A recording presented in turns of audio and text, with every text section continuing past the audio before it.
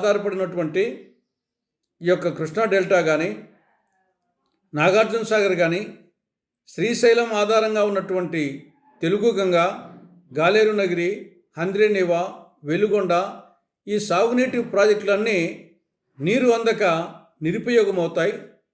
ఆంధ్రప్రదేశ్ ఒక మాటలో చెప్పాలంటే ఎడారి అవుతుంది. అంతటి ప్రమాదం జరగబోతూ ఉంది.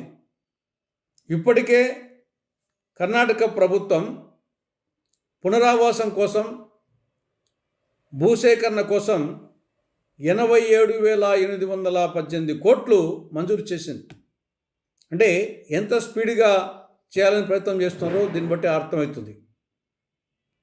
అదేవిధంగా తెలంగాణ ప్రభుత్వం శ్రీశైలం డ్యామ్ నుండి కృష్ణానది మీద 2 అక్రమ ప్రాజెక్టులు నిర్మిస్తూ ఉంది.